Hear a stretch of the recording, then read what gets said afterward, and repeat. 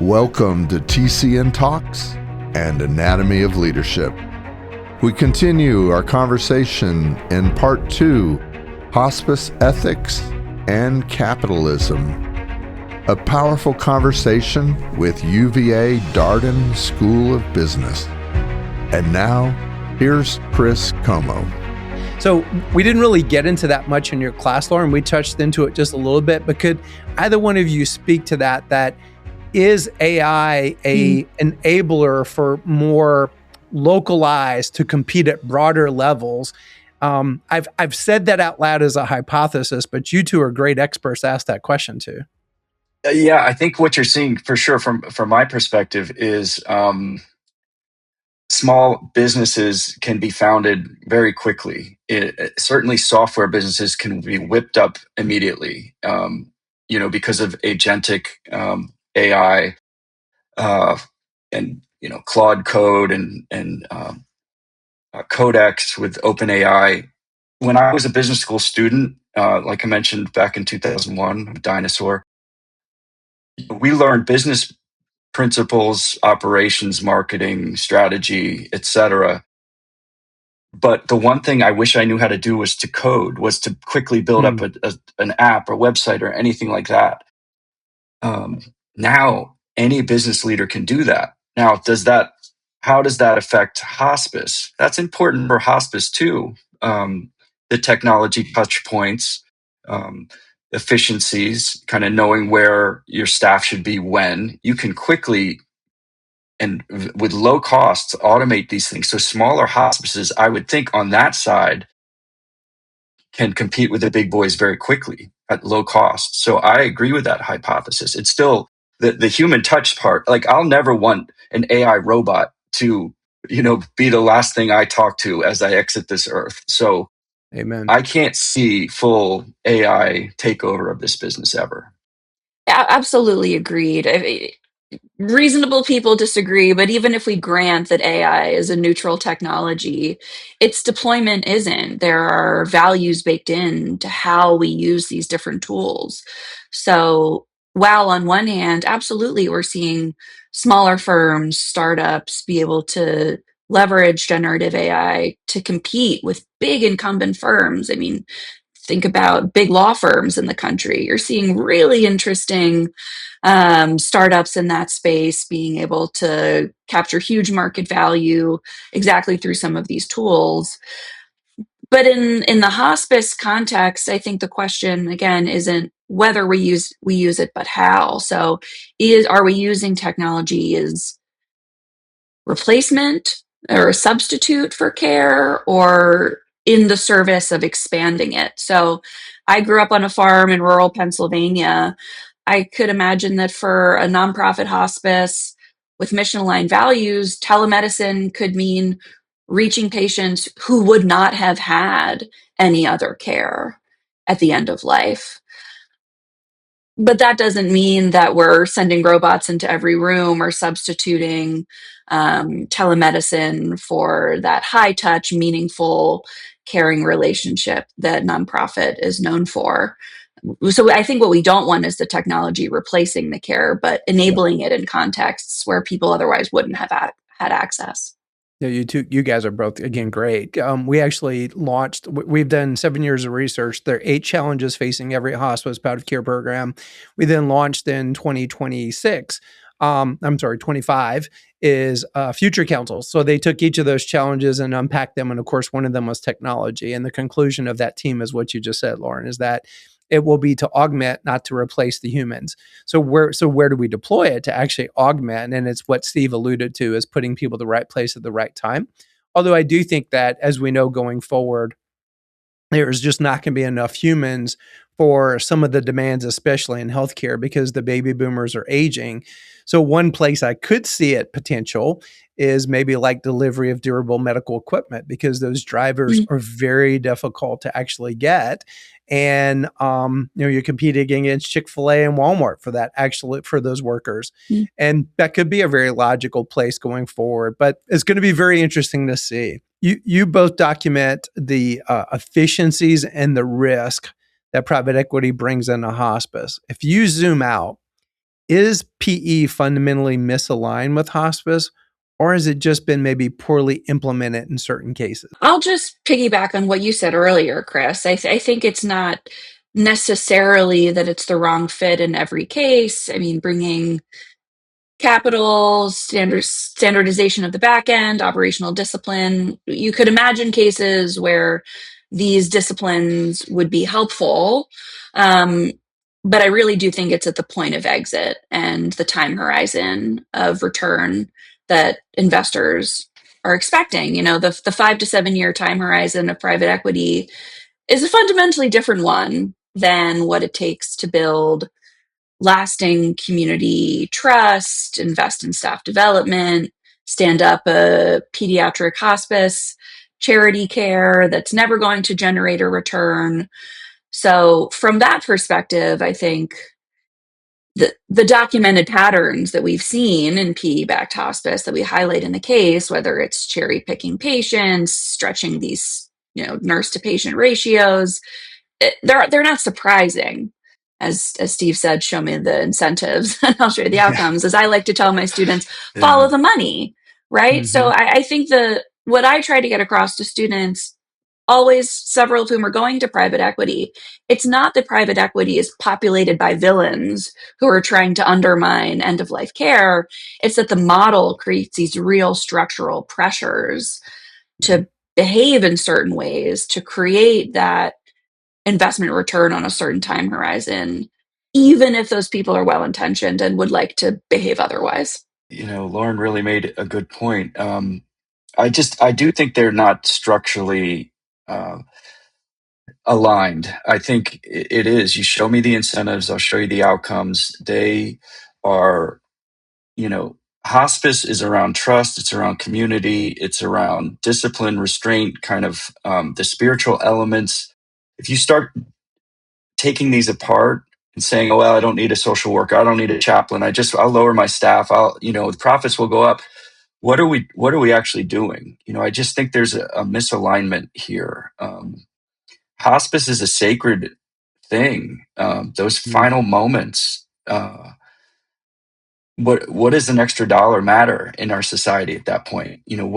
So I don't, I understand there's no villains in private equity. They're amazing at efficiency and growth and scalability and things like that. This may be the industry where it doesn't make a lot of sense, personally. Absolutely. And I'll just to add to that, we don't have to speculate, right? There's been a whole wave of investigative journalism, federal scrutiny, federal prosecutors sort of sniffing around the industry. I think it was the 2024 Senate Budget Committee report that documents this as a pattern, that private equity is extracting value from healthcare entities through rolling up the industry and leaving patients and communities worse off. So we don't have to speculate about this. This is a pattern that has to do with these incentives that we're pointing to. And to me, for exactly the reasons that Steve was mentioning, it's an ethical problem. It's not just an economic problem. It's an ethical problem because this is an extremely vulnerable patient population. These are families who are hugely overwhelmed, are often unable to advocate effectively. I was just speaking with a colleague the other day who is seeing her mother through end of life care. And because of her discussions with me and learning about this case, she has started asking local hospices, who owns you? Yeah. Yeah. One of your students approached me right after the class, and we had a similar circumstance, and I gave her a list of questions as well. It feels like that a lot of interesting businesses, they get to the exit like it was their baby, and they had this beautiful culture, and then the exit kind of messes up the thing. It's I don't know if John Mackey got any grief from the whole story, but he kind of talked about like the vision of what it would be of Whole Foods being part of Amazon, but it didn't quite realize that vision. So let me ask it this way, is that, if we kind of survey the corporate landscape, does the exit always produce a better business, or is it just produce a nice little cash out? And I know it's a hard question, but you two, you get exposed to so much. I'd love to just hear your opinion about that. So back in my investor days, I think one of the things you look for is founder-led businesses. Like that's a thing that smart investors want in stocks, in public stocks. And why? Well, they have a why for why they're leading the business. They have been through hard times and resilience and shown resilience. They know how to lead. They have a vision. They take the longer approach towards building something. When you change that to kind of a gun for hire from a private equity head or just any sort of acquisition, you lose a lot of that fundamental stuff, the longer term thinking, the vision.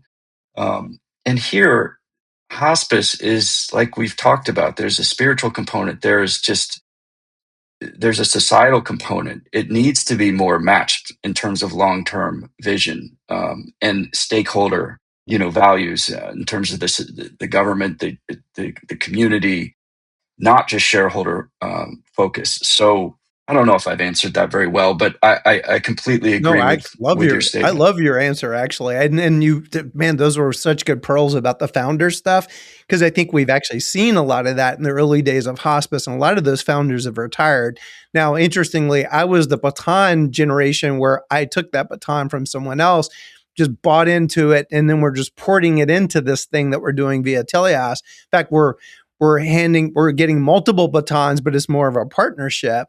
So I think that you just nailed it though, Steve. If it's a gun for hire in any business, right? Do you really get the value out of the business? So maybe the real answer is that why and the purpose behind.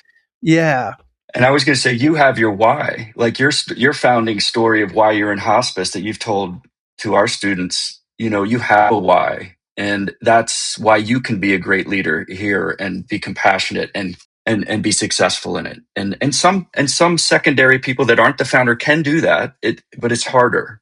It's harder. It is harder. And in addition to the investor perspective, this is a question that keeps founders up at night too, is how to maintain mission upon exit, which in many cases is inevitable, right? So there are both regulatory solutions to this, or hard law solutions, and also sort of soft law solutions. So a lot of people have heard of B Corp. There's the little logo that you see on some of your local business storefronts, or your favorite athleisure brands like Athleta is a B Corp.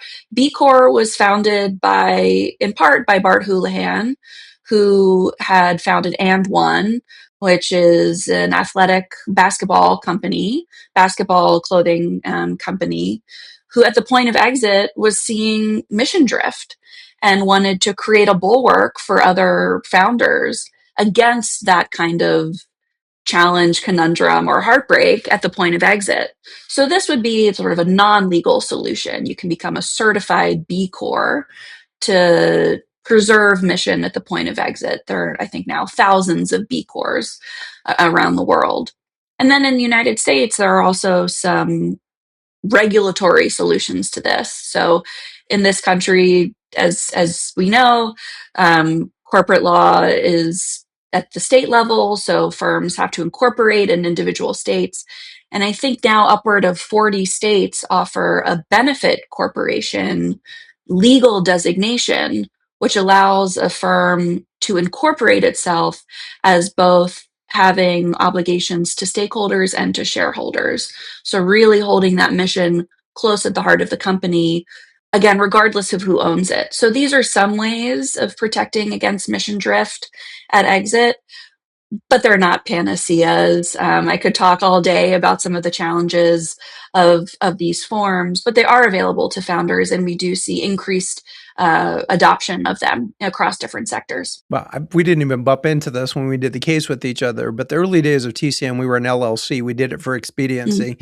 And we actually researched the B Corp, but this was like 9 years ago. So there wasn't quite as much meat on the bone at that point in time. And we just went with the 501c3 because It's just what we knew, but we did actually research it. That is so cool that you brought it back to that, because I actually hadn't thought about that for years.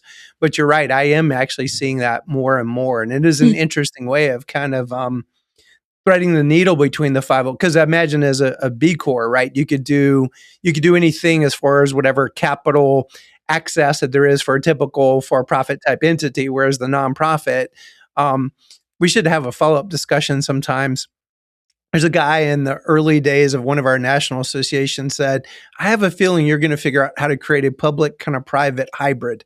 And it's always stuck with me, because in a way we kind of have with the TCG side, TLS Consulting Group with TCN, but I think we've not even really explored. There are probably some future lands that we could explore there under that. But that's a whole nother conversation for a different day. There was a powerful line in the case where you guys said, we still don't know what really defines quality in hospice. How do you think business schools and leaders should approach managing something that maybe does not easily get to traditional measurement? And in fact, I added this to a recent podcast. Another book I read recently was How to Think Like Socrates. And you know that Socrates, 500 years before Christ, was wrestling with what's the measure of a good life. And that really applies, that it's hard on our side, because ultimately, if you've done a great job, we call it the good death. Well, what does that mean? And what we're trying to say is like the story that you alluded to, Lauren, that we wrote into the case, was one of my first exposures. A dad and a son had been basically estranged for 30-something years. Our hospice arranged this beautiful reunion. They didn't know they were on hospice at the same time. And it just was a beautiful story. Now they do reality TV shows around stuff like this. And that was a story that we told. And I think in that case, it was a good death for a dad and a son, because they got reunited. We did good symptom pain management. But how do you measure? How do you put a measure on that? So I'm curious what you guys, and have you seen this in other industries where it's hard to measure? Are you providing a good quality product? I love this question because it is so central to my research on impact measurement in a different context, in impact investing or in mission-focused finance. And I do think there are some lessons to port over here. So I'll try not to nerd out too much, but I think that the bottom line is the right response is not to give up on measurement, but to be honest about what it can and it can't give you. So family satisfaction surveys are real data. The fishing trip is real data, but they measure these grief adjacent experiences that are almost impossible to generalize for exactly what the reason you're saying. These are individualized experiences. So there are some proxies that we discuss in the case. So referral rates, staff retention, volunteer hours. These are proxies worth tracking. But one of the core findings of my research in impact investing is that when measurement is genuinely hard, when what you are trying to measure is something like social change through finance, so like educational attainment or economic improvement, it's not that organizations abandon measurement, but that they use it for something different than its stated purpose. So I think we have this sort of lay understanding of performance measurement as something that allows you to make like better operational choices next quarter. But measurement can also function really powerfully as a relational device, as a way of saying, here are the things that we value as an organization. Here's what we're tracking. Here are, for example, some of the qualitative measures of effectiveness that we care about. So those mission moments, the fishing trip, and what organizations can do with that is construct a shared understanding with their stakeholders. So for you, that would be your investors, your volunteers, your donors, to say, here's what we're trying to do. And so I think when you say, we don't really know what captures quality, you're not admitting defeat. I think you're saying that what matters most to patients and family is actually not universal. It's not something that's easily replicable the way that EBITDA would be or something like this. So it's about being open to these different kinds of measures and then what those measures can do for you.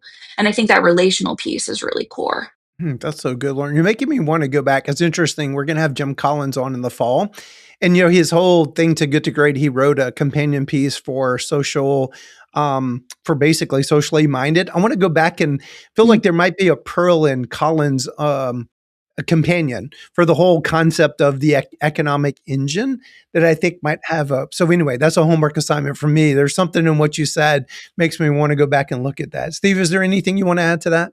I really don't have anything to add. I guess the only thing I'd say is to highlight that you focus on your staff in a way that I think is really positive. So you are one of the desired places to work, and I know you explicitly said if we have happy employees and staff, then we know we are delivering good care. That's the way to do it. And so you can measure that, right, by your sort of staff surveys and kind of all of that.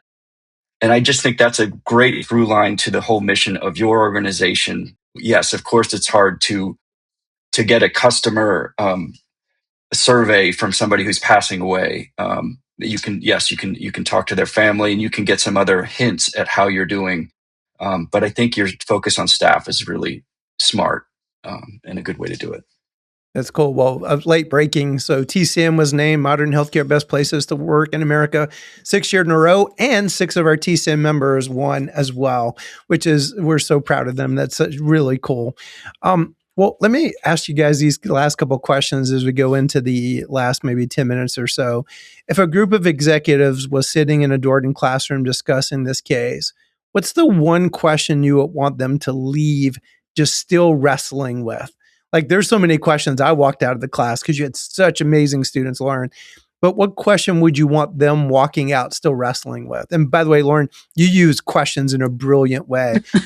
Best teachers use great questions. You are awesome at that. She's a master. Yeah. She is a master. Just learning from the best. So I think the way that I've put this to my students sometimes is, excuse my language, but the road to hell is paved in good intentions.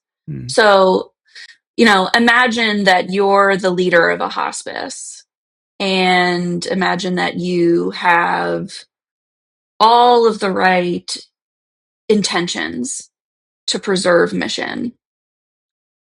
What's going to make you fail in 10 years?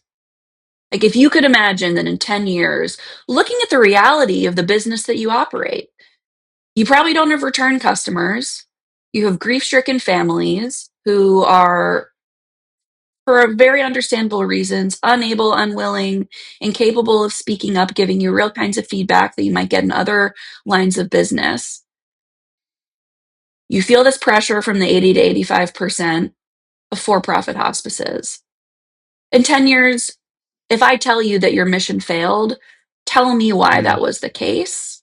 One, so grappling with what are some of those incentives that we're putting in place now? But second, what is the internal culture that got you there?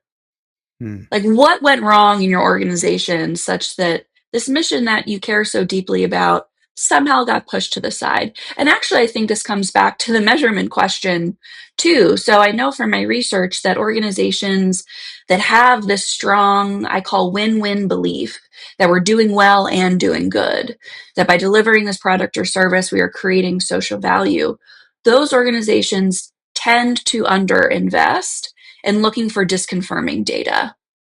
And so, what are the governance habits, procedures, the devil's advocates that you have in the room who are able to ask those hard questions? Because the mission drift doesn't happen often with like one big decision. It happens over 100 small decisions that are easy to rationalize. And so, what are the processes that you could put in place to prevent that conversation in 10 years' time? Who is feeling comfortable bringing uncomfortable evidence to you as a leader, and how are you empowering them to do so? So well said. Steve, what would you add?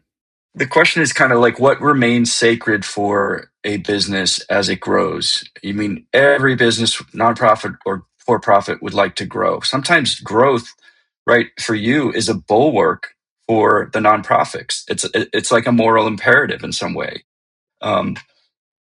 But how do we not lose the script? How do we stay focused on mission and what's sacred? And I think that's something that leaders have to wrestle with in this case. Well, let me ask you guys both this question, and you both add final thoughts. And Steve, maybe we'll have you go first, and we'll have Lauren in. So, after living inside this case, what did you personally come to believe about the future of hospice in America? And then just any other final thoughts you want to add to that question, Steve. So I haven't had much personal experience with hospice. Both my parents are alive to this point, and analyzing it, understanding it, interviewing you, hearing from Deanne, and looking at the history of it, it shows me the importance of hospice care is kind of too important to be left and treated like just another healthcare market. It's a bit different. It's end of life. There is this unified care principle of body, mind, spirit, which is unique, and it must be preserved, I think. And so I think the future with folks like you and Telios is bright, but it's challenged because there needs to be, I think, some regulatory framework and some rethinking of our society, kind of how we want this care to look, feel, and be, especially in the age of AI. Totally agreed. I came away from this wonderful experience learning about your industry, learning about your organization. I walked away believing that how we treat dying people is one of the most honest measures of what a society really values. Not what it says it values, but what it's really willing to pay for, and how normalized this erosion of values can look in an industry. So, as Steve was saying, you look back at the founding of hospice, these incredible women who founded a whole industry through a process really of moral imagination. Imagine that there's a better way to accompany people through death rather than just seeing it as a problem to be solved or something to look away from. And how we're seeing it now, this 80 to 85% statistic is just so sticking with me, how we see it as an asset class, something that can be profitable because it's attractive. You know, patients can't complain loudly. It's backed by government revenue, and how holding on to that moral imagination is going to take courageous leadership. I agree with the regulatory piece. It's going to take courageous leadership, not only from folks in industry, but from folks in our government too. And I think from everyday Americans, we need to be willing to have an honest conversation about what a good death requires, what we will demand for our aging loved ones. And it's an uncomfortable conversation in our culture, where we're not used to talking about death and dying as a natural, inevitable process. But my hope is that, you know, with leaders like you and having conversations like this, normalizing conversations like this, that it can be.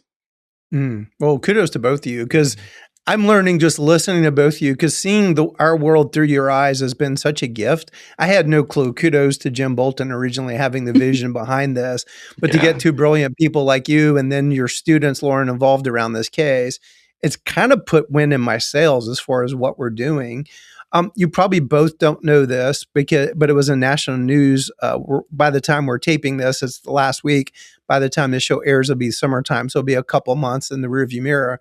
But they just declared a national moratorium. They were saying it's 6 months, but no new hospices right now. So they're kind of like calling a timeout because of some of the things you're actually poking on, Lauren. Wow. I don't know if I ever told you this. I'm a bit of a history geek, but there's an Arnold Toynbee quote that says the best predictor of the continuation of a civilization. He looked back on every civilization. The number one indicator, if they continued, is exactly what you said, Lauren, is what do they do for the old and infirm, those that can't do for themselves? It's the number one indicator of a civilization continuing. So in some respects, the future of our industry may be a canary in the coal mine about a whole bunch of other stuff. in the time that we live, which also kind of puts wind in my sails about how important this work is. This is going to feel a little bit like a curveball, but I'm going to ask you both this question because it's something I've been wrestling with, and you're two awesome people to ask this.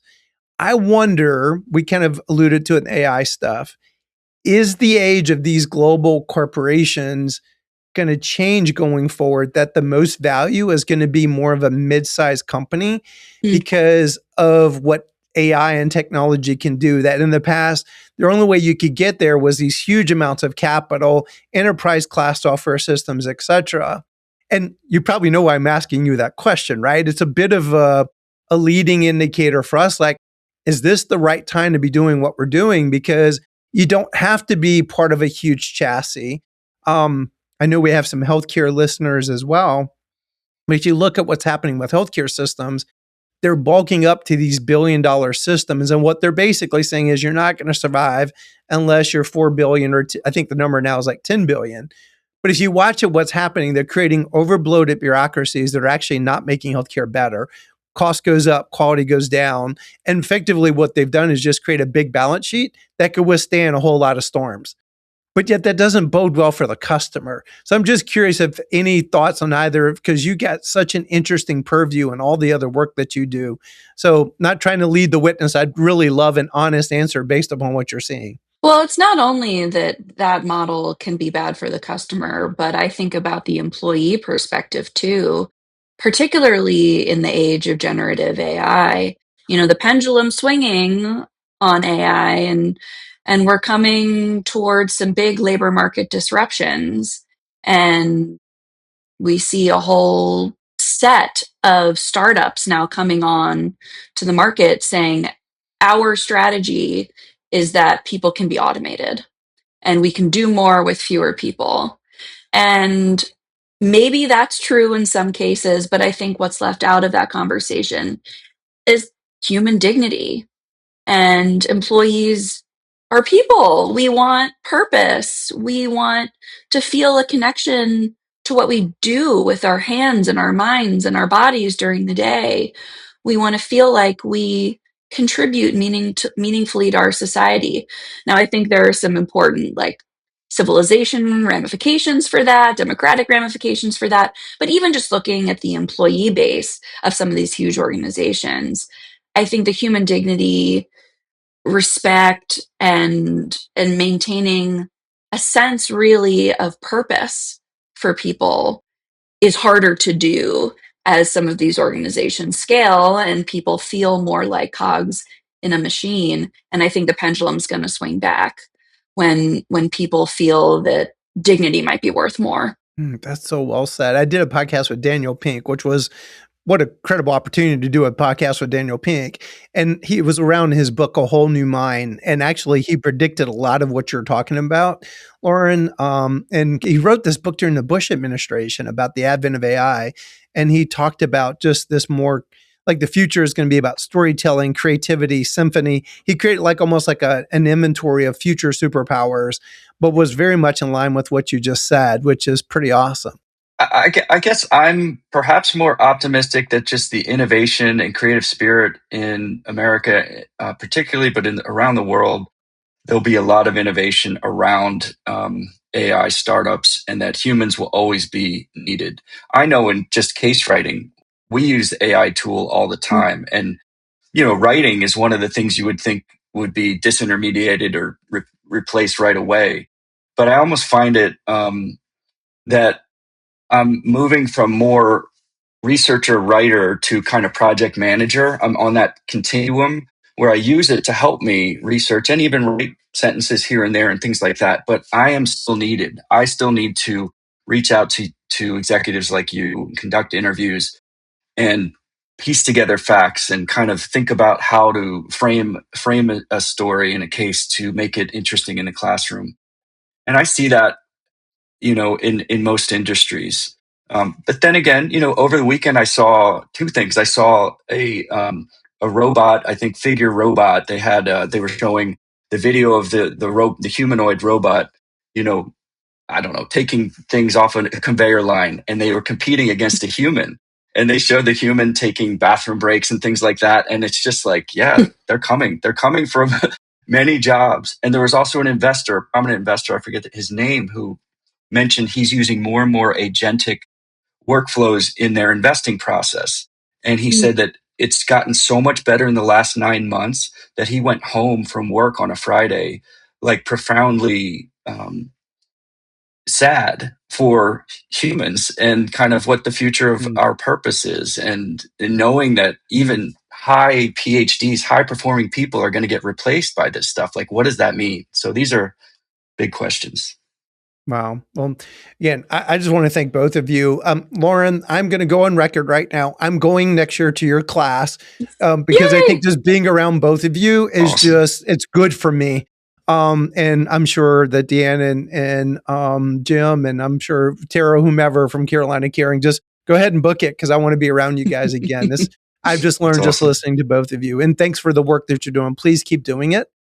You're both two great people, and I love that you're doing it in the space that you're doing it.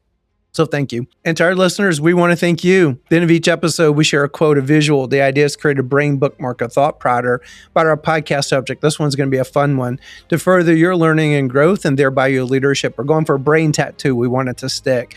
Please just subscribe to our channel. We don't want you to miss an episode. If you want to check out the book, The Anatomy of Leadership on Amazon, please do that. You know, it's easy for us to rail against the world, to be frustrated by things. Let's be the change that we wish to see in this world. So thanks for listening to TCN Talks, The Anatomy of Leadership. And here's our brain bookmark to close today's show.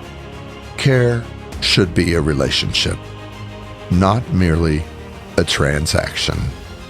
By Lauren Kaufmann.